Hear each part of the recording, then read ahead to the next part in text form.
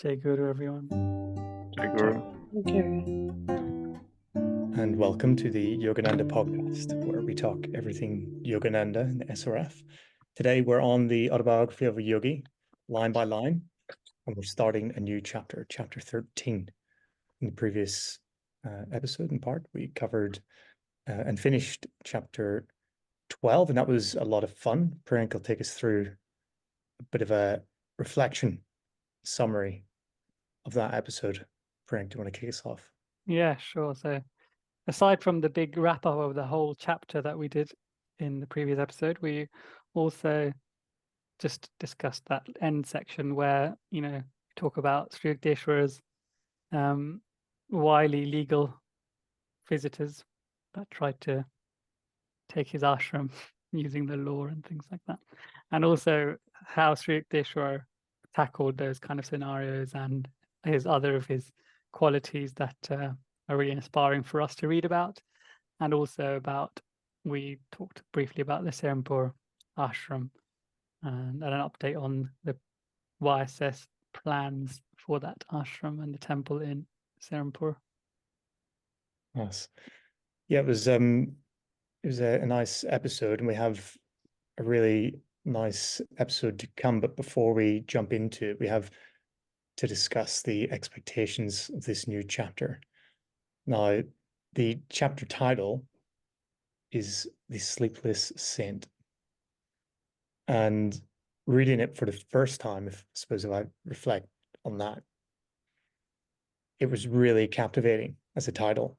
It really got me thinking, wow, what does this mean? The mystery and the elusiveness of the words really got me thinking and anticipating what was to come.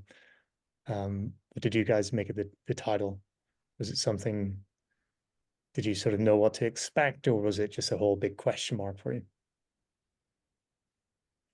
I thought this was a chapter that would be in line with earlier chapters like the Tiger Swami and the Levitating Saint, and I thought he would maybe go visit someone, and it's a bit like that, but it's also a bit more dramatic. So this has a twist to it. Yeah. Frank? I thought I got resemblance of like an insomniac kind of person, as opposed to someone that's intentionally, or someone that's not actually requiring any sleep, which is obviously what it actually is about. Yeah, it's funny you say that. Whenever I read it the first time, I have a memory of what had happened, but in general, I kind of forgot a lot of the context around it. But reading it again, it's so impactful, and the lessons and everything in there, like why we're actually being given this chapter, is really nice to go back and revisit and to kind of delve into again.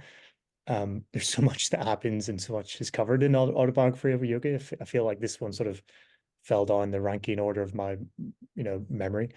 But looking at it again, it's a really fun chapter. So we can delve into it as we go along. We're going to cover the first part. And again, I like to say, if you want to read along, please do. You can read up to the first time my spiritual elation had been high tonight. My conscience smote me at the thought of leaving my guru. So you can read up to that point and follow along with us. Frank?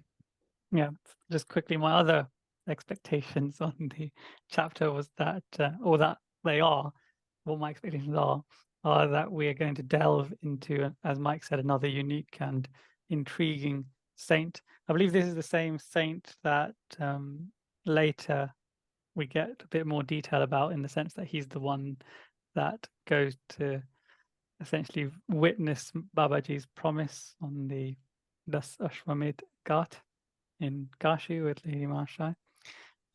So that's why it makes it a bit more intriguing. Perhaps we should put a bit more emphasis on understanding this very blessed saint.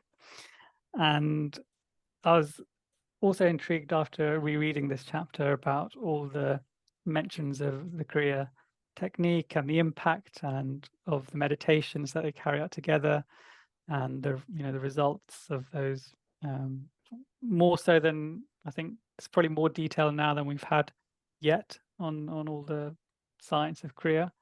So which is going to be interesting, kind of like a preparation for our much deeper dive that we're going to do a bit later in some of the later chapters.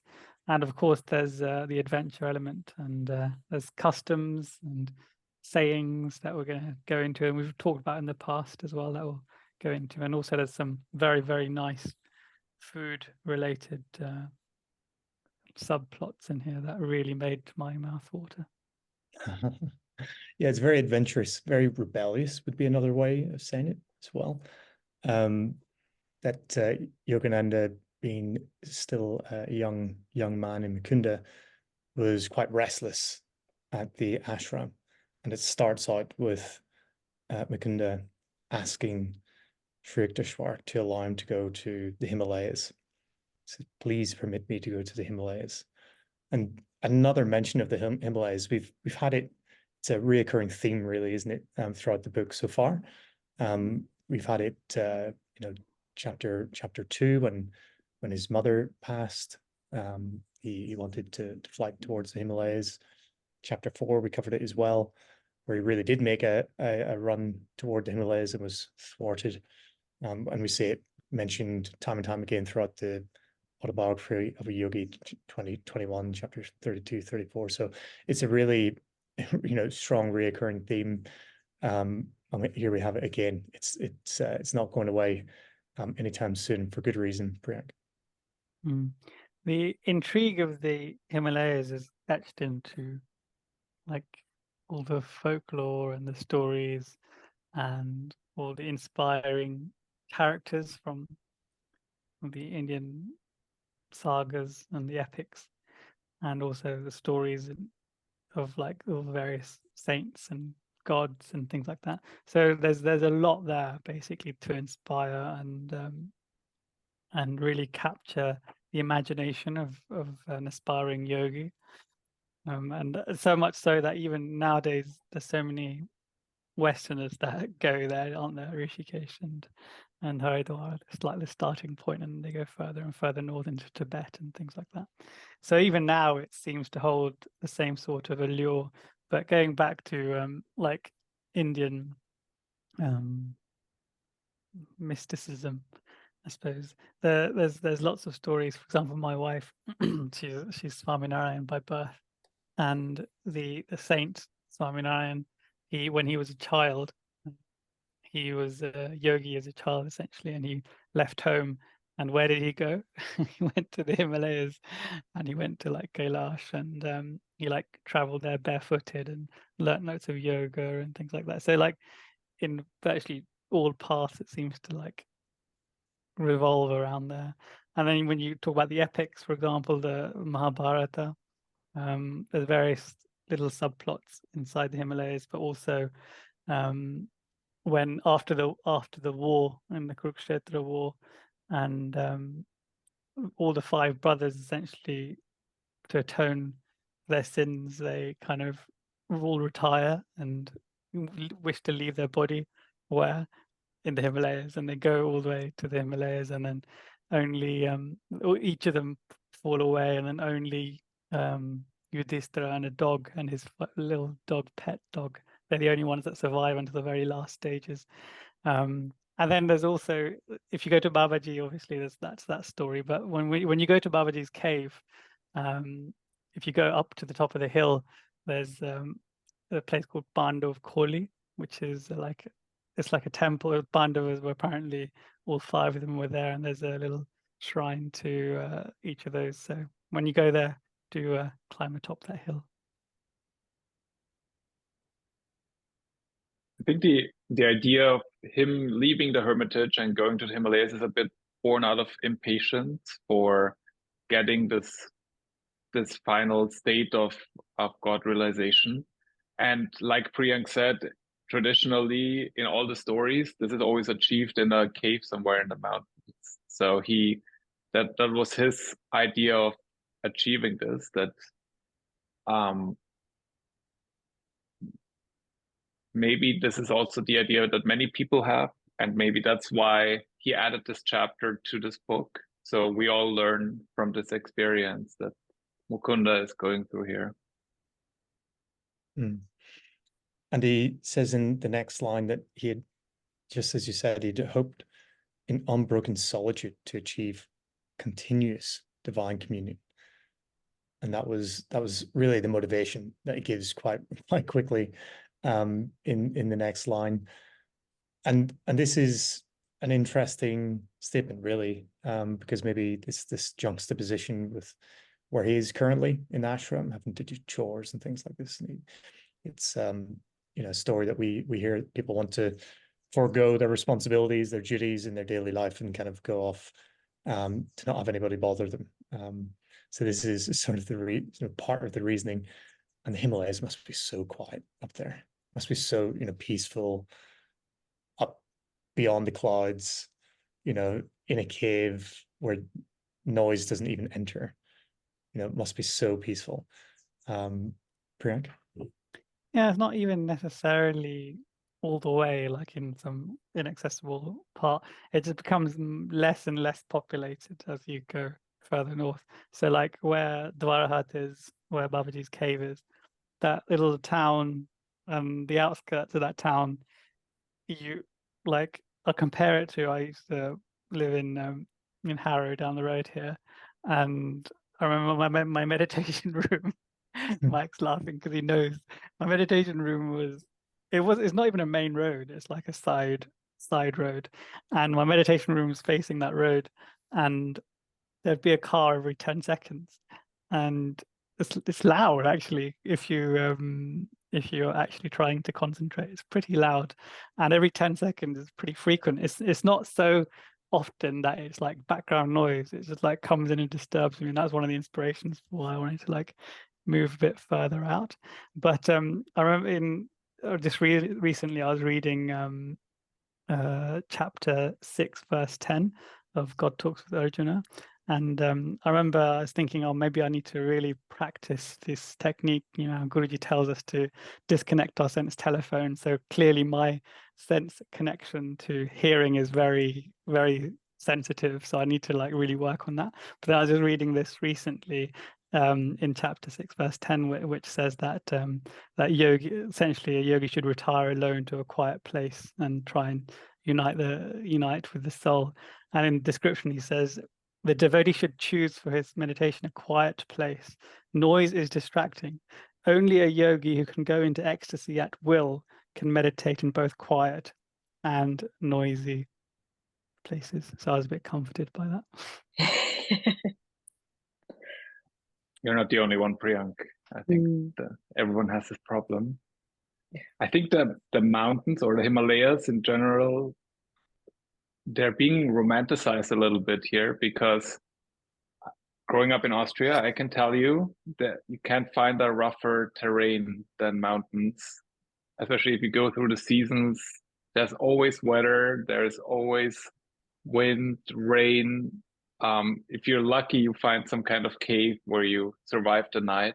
So there's a reason why there aren't many people out there. And with modern technology, we have created this kind of way to have the best of both worlds. We have our comforts, but we also have the beautiful views and the fresh air.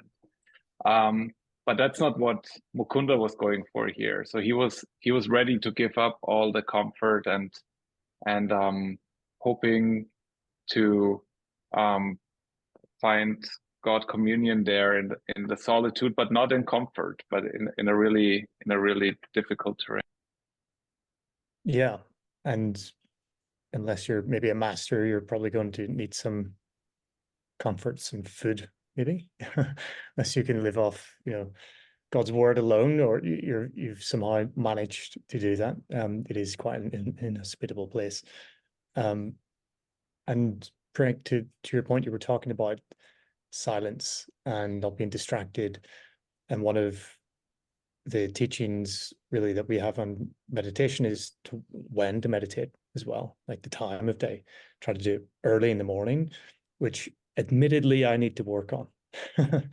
Need to work on this. Or late at night whilst everyone's sleeping, Guruji also says. Whilst the world sleeps. Yeah, I need to work on that as well, because I The try to cut sleepless it off saint, hence we're reading this before 12. chapter. Exactly. Yeah. This is so good. I try to cut it off before 12 o'clock usually, but I think I should probably push through. But yeah, before 7 a.m., whenever it might be that all the, life starts to take over. I think 3:30 in the morning's got a particular point for yogis to get up when it's very peaceful at nighttime. But yes, we have here then Yogananda given his reasoning with unbroken solitude, trying to achieve this divine communion. And he says in shock, really at his own words, he says, I actually once addressed these ungrateful words to my master. And I was quite shocked, actually, when I read this. I thought, woof, after everything they've been through, after everything, we've talked about, really, with the two of them coming together, I was really shocked by these words coming out of his mouth as well. What was your take on this, Priyank? Yeah, it's tough to imagine, isn't it? Putting yourself in Mukunda's position and being ungrateful. But here, obviously, Paramahansa Yogananda is reflecting on how he felt back in those days, because at the time he wouldn't have felt ungrateful. This is purely a reflection, isn't it? And because he had the desire was so burning and strong that he kind of, I think we'll get to this a bit later, but he suppressed any feeling of like guilt or anything like that. In Mukunda's defense, we have to say that he remembered early on, he remembered incarnations that he spent in the mountains. So he felt at home there. He felt, and like we said in the beginning, there is this romantic idea of going to the mountains and finding God there. And that was just his idea of how he would attain self-realization. It wasn't by being in a hermitage and sweeping the porch and doing things like that. It was about going out there, and he was just waiting for his time to come to do this. So that was just the kind of dream that he had, and you cannot really blame him for chasing after that. Yeah. The way he describes it is being seized by one of the unpredictable delusions that occasionally assails the devotees, which I thought was a really interesting choice of words, the delusions. And just to your point, being really, being in rapture, really looking for this divine communion, it's bound to create some delusions in some way if you're not really careful and grounded and everything in your practice. But Priyank, what was your take on this sentence? I was wondering, I think you may have just answered it, but what is the actual delusion that he's reflecting on, as Paramahansa Yogananda, that Mukunda was deluded? In what respect? Is it that he thought that the work that he had to do in the ashram was weighing him down to such an extent that he's stopping him from achieving this unbroken solitude and essentially liberation? Is it that? Yeah, I think he felt that he wasn't making any spiritual progress in the ashram. That's just what I'm thinking. I don't think this is written down, but I feel like he didn't really measure his time in the ashram as like being very productive on the spiritual path. I think he more felt, when are we finally going to start finding God? Maybe that was one of his ideas that he had. Mike, Zoom or some sort of AI must have fully agreed with you, because some bubble came. So did you do that? Some bubble came in your video. I know. I don't know what triggered it, but I think Zoom agrees with me. Yes, must be right. Some magic words that you spoke there, Mike. Yeah, he says himself that he was growing impatient with the hermitage duties and the college duties. So maybe there's a hint there that this delusion was that he would be better off elsewhere as a young yogi, surrounded by other, budding or aspiring yogis, that environment maybe was inevitably challenging, and we know, was given a lot of responsibilities there. He was somebody that Sri Yukteswar looked upon to rely to rely on with managing, the responsibilities of others, and doing the greeting duties and things like this. So yeah, maybe just as he is human in this sense, allowed these pressures to get to him when he thinks, oh, my time is better spent, in divine meditation. So yeah, these delusions can take hold of us all, really, to try to shirk our day-to-day responsibilities. And he says himself that a feebly extenuating circumstance that was the proposal that he made to Sri Yukteswar came only in 6 months into hermitage life, which really is not that long, 6 months. But we know, if anything, we know from doing a deep dive on, Mukunda, we know that he was impatient in the best way possible. He wanted divine communion quickly, and he worked for it as well. So in some ways, he's warranted that impatience, because he really strives for it. Right?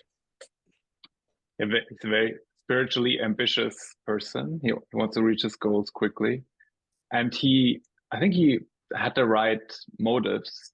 Like if we compare it to Kumar, for example, who went to see his relatives and then came back with bad habits that then got him expelled from the ashram. For Mukunda, it's the other way around. He actually goes because he wants to make even more spiritual progress than the ashram can give him. Yeah, good point. The timeline is interesting, because in the previous chapter we had probably over at least a year worth of things that happened. We know from the Kumara story, I think Chris mentioned earlier, that he'd been there for a year. So this would imply that this whole chapter, what happened in this little pastime with this sleepless saint, actually happened in that same timeline as the previous chapter. But like what we're doing on this podcast, breaking everything up so we can talk about it in a bit of detail, seems that Paramahansa Yogananda also did that with this chapter, pulled it out of the previous chapter essentially and made it its own.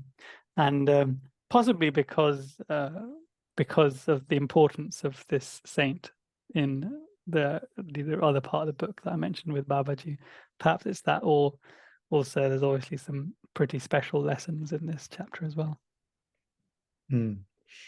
Yeah, it's I'd be interested to see if anybody really could pin this down to a specific timeline, but definitely would have happened before or during that story, right? With Kumar. But nonetheless, eventful times for Mukunda. And it is a very curious comment that we have here at the end, that he hadn't fully surveyed Sri Yukteswar's towering stature. So in the time that he's given it 6 months, he hadn't fully been able to comprehend the grandeur of the spiritual accomplishments, let's say, of Sri Yukteswar. And I thought it was a very, very curious comment, because, in hindsight, we know what Mukunda was to go on to accomplish and to become, let's say, to become our guru. And maybe I apply that hindsight a little bit unevenly to say, okay, well, he probably all had the abilities of intuition and everything from that young age. But I think what we're maybe about to delve into would tell us that these things really have to be worked on, developed in time. He would have experienced it a little bit. It's just, I think the important word here is fully. I had not yet fully surveyed his towering stature.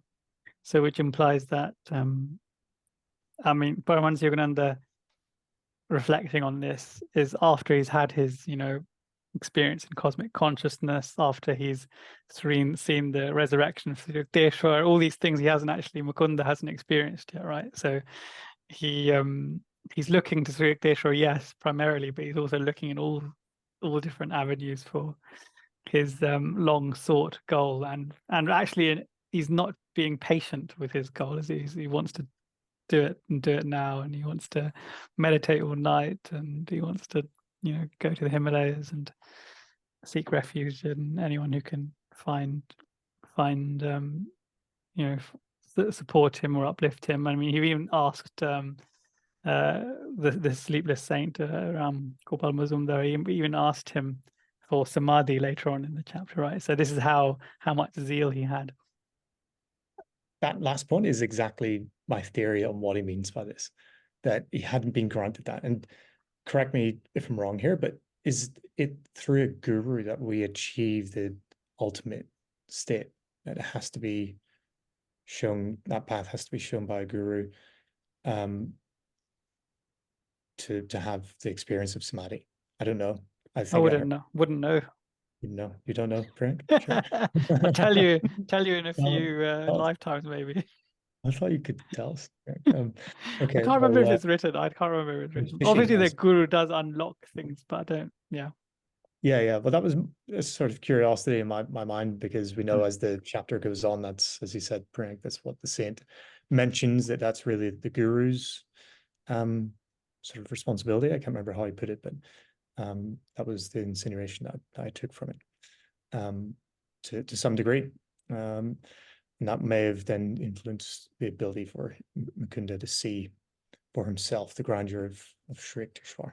But maybe it could also be a question of maybe power of intuition, do you think, at this stage, that he was depending too much on his reasoning, maybe? But I thought it might be worth to read a quote from Paramahansa Yogananda on intuition and how we can use it in our lives to sort of better make decisions. Lauren, could you read the The only way to know and to live in truth is to develop the power of intuition.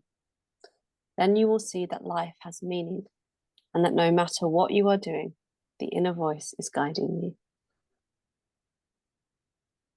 So here we have the hint coming up, where Sri Yukteswar responds to the plea of Mukunda, and in true fashion of Sri Yukteswar's wisdom, he speaks very little but says a lot.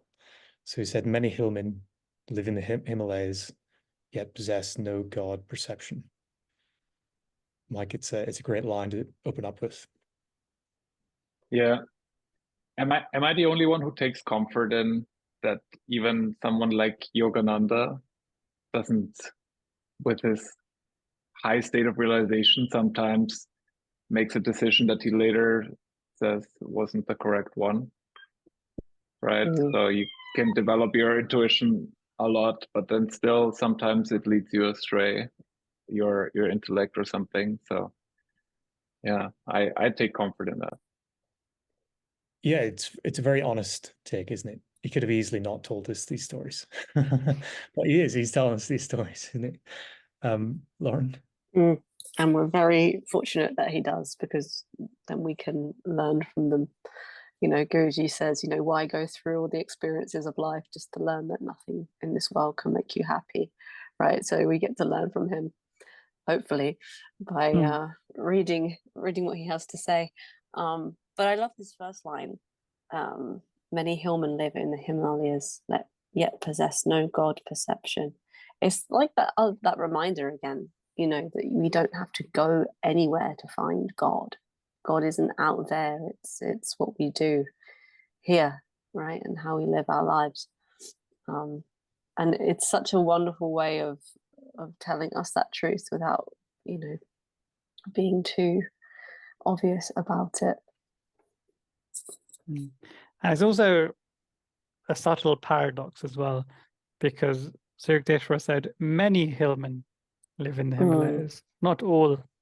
So there is some that do possess the God perception, and we need look no further than Mahavtar Babaji, who's obviously residing in some crag somewhere in the Himalayas. So, and obviously all the stories that Mukunda would have heard about all the other saints that go there and leave their body there, or they go there and that are still there, Shiva, for example, and in Kailash.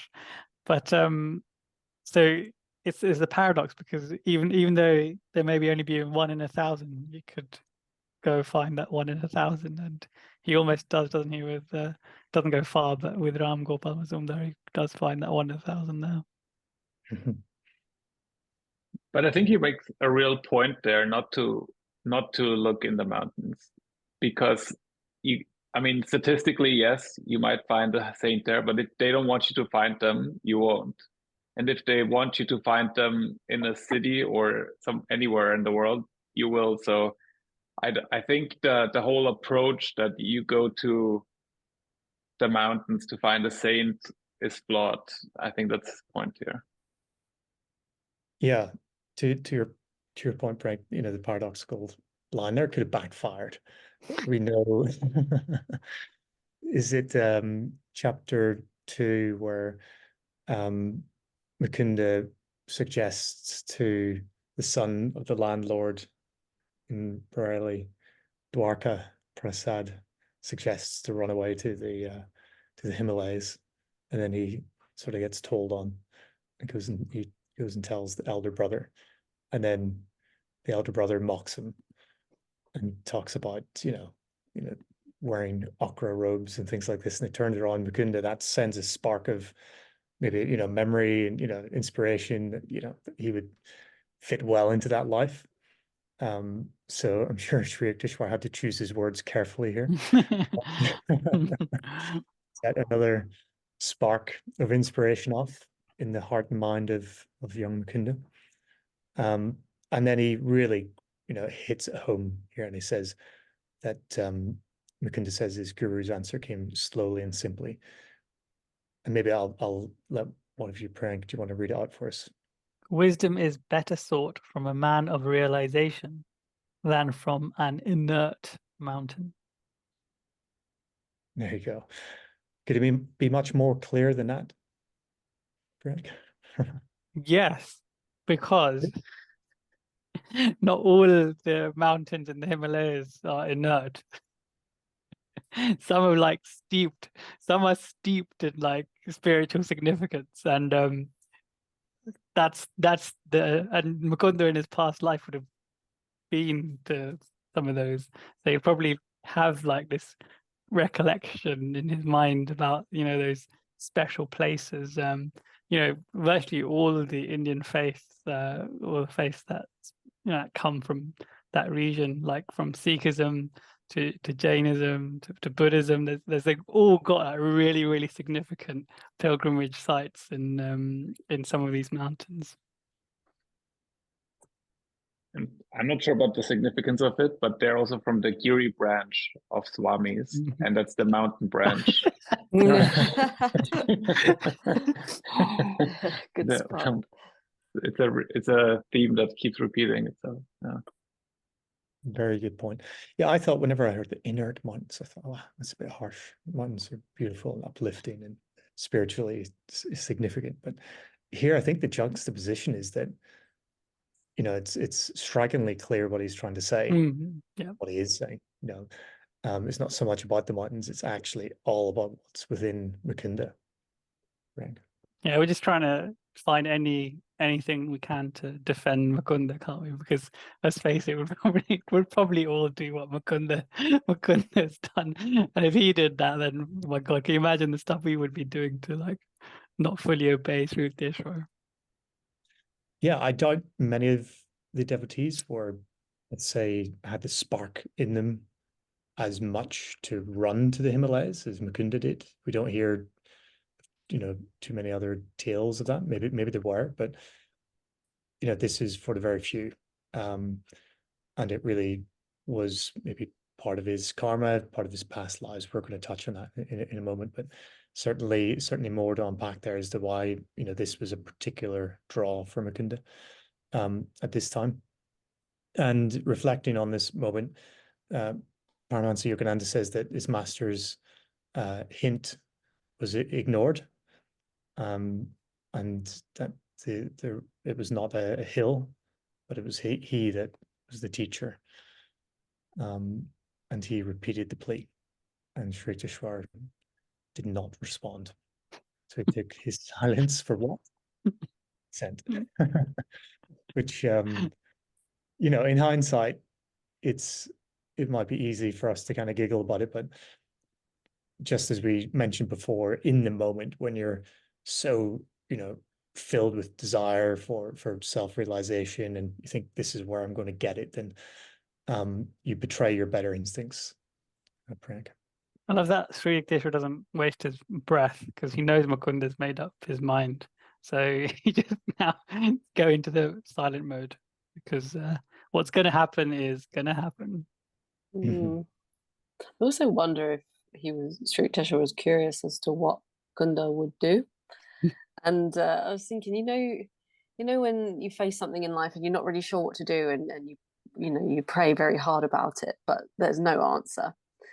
I do sometimes wonder, is that just our guru's way of seeing, okay, well, what move will you make next? And so I remember reading in God Alone, Gyanamata was saying basically, it's up to us how we live our life and our actions, right? So here is a really good example of it, isn't it? It's like he's had the hint, but now what are you going to do next? And well, we'll find out soon what he does. Stay tuned. So this does sort of raise the question, really, what is it about the Himalayas that is so attractive for Mukunda? And we talked about it before, when he was a young boy trying to run away, not once but twice, almost successfully. And here he is for the third time, really making strides to leave the, let's say, the comfort or the protection of the ashram or the environment of the ashram, and he's willing to leave that for the Himalayas. So Priyank, what is it about the Himalayas that's so attractive? And it's also he's also suppressing his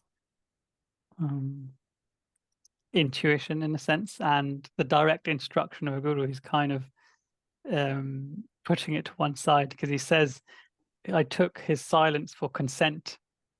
I mean, he said, and he himself, Paramahansa Yogananda, saying a precarious but convenient interpretation. So Mukunda was taking the silence for consent because of his, as your question alludes to, why is he so obsessed with the Himalayas? We've got a few. Before we do that, Mike. Yeah, and it's interesting. Remember when he joined the ashram, when he joined the hermitage, he would say, "Your word shall be my law, Guruji." He said that. So I guess taking the silence as consent is kind of wiggling your way out of it, but not really. Good, very good. I'd be fighting that same argument if that was me as well. Very good. But going back to what is it about the Himalayas? We've got a couple of hints from the various biographies of Yogananda about why he loves the Himalayas so much. Not just because of the past life recollection, but it also kind of spilled over into this life. Like in Mejda, when they were children, there was this this section where he was with a friend, Manu Mohan, and they kind of sat down and they reflected thus. Lauren, can you read that out? The last rays of the setting sun had beautifully coloured the western sky. Clouds had shaped themselves into hills, animals, and waves along a vermilion seashore. But Mejda's mind was not there. It was in the Himalayas. He said to Manu Mohan, "Just imagine how right now the saints in the Himalayas are meditating in their caves. Throughout all ages, they have lifted the souls of men out of the darkness of Maya. I see the spiritual heights of the Himalayas ascending into infinity and merging with Om. I feel the entrancing beauty of the holy mountains drawing me." So you can almost feel sorry for Mukunda because it's not just a inward desire that he has. He feels like he's got he's had a pull, a physical pull, since his childhood, and it's like a tug of war that's been happening, whether he's in school or with his family or with his guru. That tug of war seems to still be there, and such that he kind of like prepared for it, because as we know, even from this journey where he doesn't actually make it to the Himalayas but goes through some pretty intense difficulties in this chapter, he knows that it's going to be quite a difficult journey to there. So there's another section in Swami Satyananda's biography of Yogananda where they're preparing for, Mukunda's always preparing for what he knows is going to be a tough journey to get to the Himalayas. Mike, if you want to read this section out. So this is his friend recounting this story. Some austere sadhana was taken up as well. I too became involved in this practice. We practiced sleeping on benches, sometimes lying on the bare floor, walking barefoot, being Spartan in clothing and eating, restricting speech, traveling far distances on foot, and such other things. He told me, we must remember our vow. After our entrance or matriculation studies, we must leave home. I am going to go to the Himalayas and settle on a place. When your last exams finish, I will come immediately, and I will just remind you once of the vow. Please don't forget it. So many, so much commitment to the Himalayas. So the pull is there, and he also committed himself. So it's kind of like if he backed out, because it hasn't happened yet in his life, and if he keeps backing out, he's kind of he's not being true to himself, because the calling has been there since before this lifetime, I imagine. Indeed. And we can see just how much he doesn't like school. He's mentioned it a few times over and over. But it's a motivator for him to get some secluded spot and meditate instead. That's his preference. But ultimately, what we could say he does here is betray his better instincts. And it's the final part that we'll cover today, where he goes home and he's preparing himself then for this travel. And I thought to myself, well, where's, the last time he's done this, as we see here in the next sentence or two, that he's, getting a blanket and getting bits and pieces. He says a few articles inside a blanket, and he remembers a similar bundle that he surreptitiously dropped out the attic window a few years earlier. So we're reminded of this story where his family are sort of chasing him and hunting him down, and eventually they catch him. And I thought to myself, well, where are the family now? There's no mention of it. So he's maybe more bit older now. They don't feel the need to sort of watch him as closely on this topic of fleeing now that he is in with his guru, and he's maybe happy, and it's probably not on their radar that he's going to do this, right? So he doesn't make any mention of being interrupted or stopped, or he did say that he wondered if there would be another ill-starred flight toward the Himalayas. So it's sort of hinted here, like, is something going to happen? And he doesn't go into it. So he obviously has either done a much better job at hiding his intentions here, or it just was not on anyone's radar. Priyank.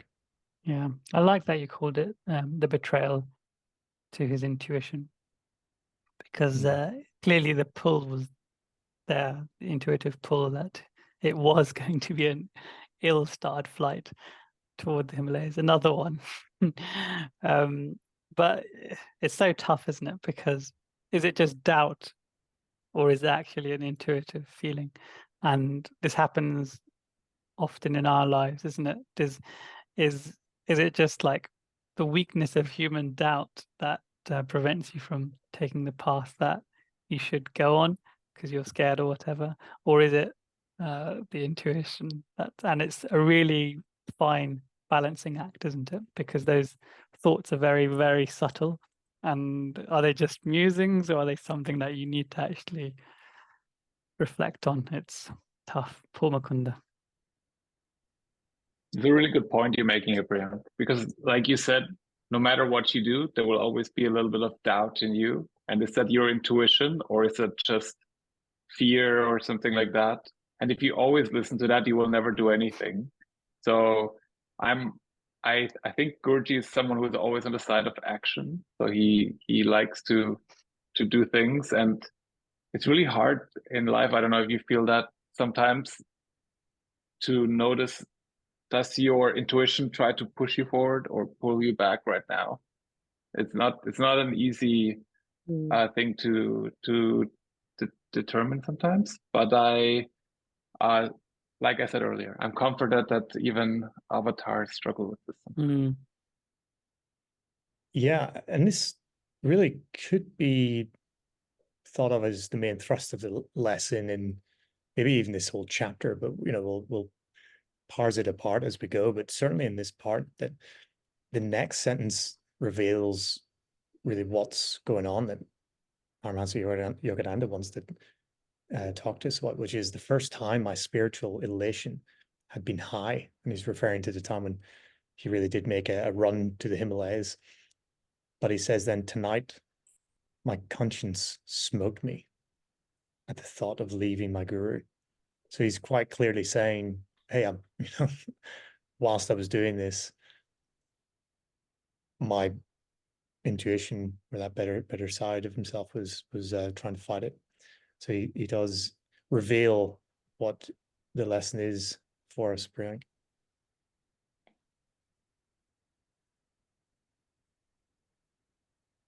Oh, can you hear me, Priyank? Nope. We'll come back to Priyank. He's paused, I think, there.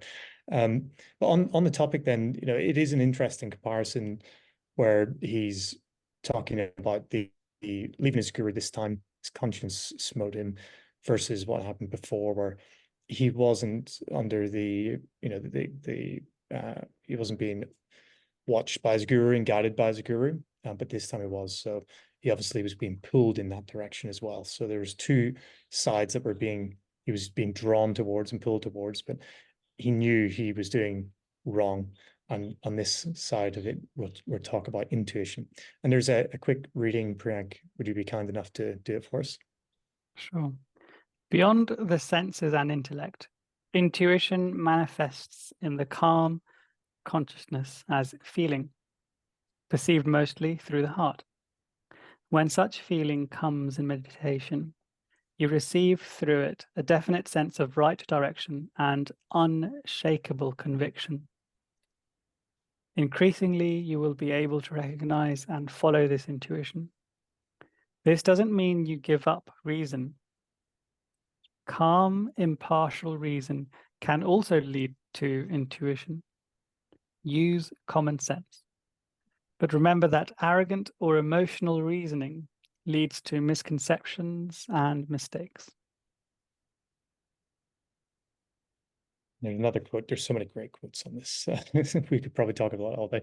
Mike, do you want to make a comment first? Yeah, one thing that I gathered from this one is, like, rely on common sense, that you should keep things simple, like your thought process. Don't overcomplicate things. And God is simple, everything else is complex. So I think if we use our intellect and we jump from one thing to the next, to the next, to the next, then possibly we have gotten ourselves into a kind of thought pattern that is flawed, and we should probably just back out. Do you want to read Paramahansa Yogananda's second quote there for us, Mike? Intuition manifests in the calm consciousness as feeling, perceived mostly through the heart. When such feeling comes, you receive through it a definite sense of right direction and unshakable conviction. This conviction that he's talking about, his intuition here, and I'd like to just reflect on that when compared to when he says, tonight my conscience smote me at the thought of leaving my guru. So this was, as Mike mentioned, that previously he'd said he'd follow his every single word, and in his mind he's like deluded himself into thinking that he's still being true to that promise. Like Sri Yukteswar gave him silence, and so he kind of followed followed what he wanted to do because Sri Yukteswar didn't tell him not to do it. So his conscience here is not that he's going against his guru's wishes. It's just that he's, as he writes here, that he's thought of leaving his guru, which is a slight difference, because going directly against what Sri Yukteswar would want, then he'd have some seriously severe treatment. And that I kind of think we kind of acknowledged that he didn't do that, because when Mukunda returns in the next chapter, Sri Yukteswar kind of receives him again with open arms, and cosmic consciousness comes as well. So there's a ray of light there, silver lining. It's all well and good we're reading this in hindsight, but how many of us would do anything different? If we had this pull that Mukunda has, could we have done anything different? And there's a question on this that I have, and it's actually time for our pop quiz, Priyank. Got a pop quiz just for you. Oh gosh. And feel free. No pressure. No pressure for you. I'm gonna press pause and then we'll answer it. He's disconnected again. Oh gosh, there he is. Feel free to help him out, Mike and Lauren, if you feel sorry enough for me to have the answers. Do I need a calculator? Maybe. I don't know what you could do with a calculator, but as far as I know, it probably wouldn't help you.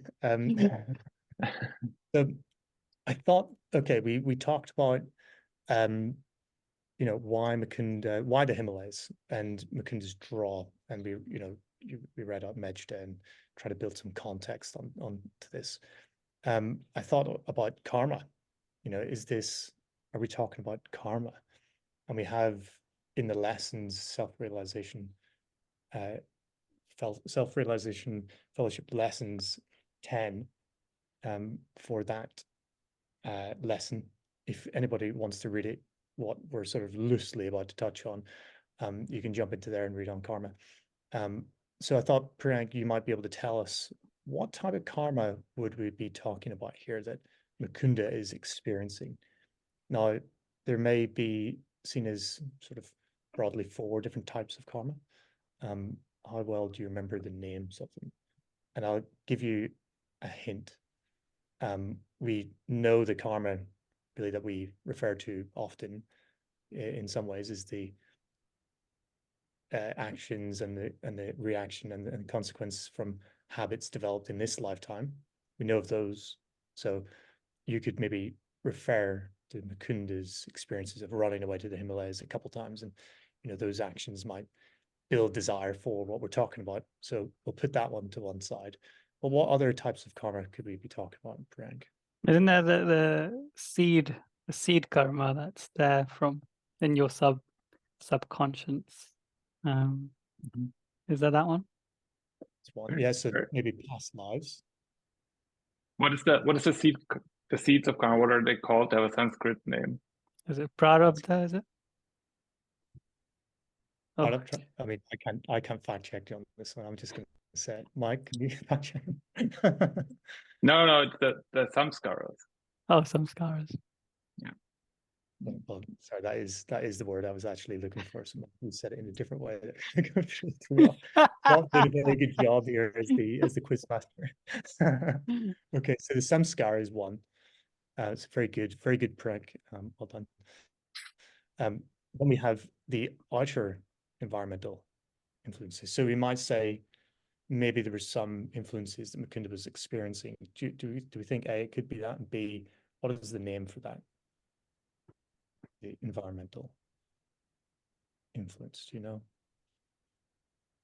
I would not have known that one. I'll have to do the Sangha is the name for that one. This is the company that we keep. Oh yeah. Sangha. Finally, we were talking about it here, really, which is this action that is performed in this life and using free will and partial reason.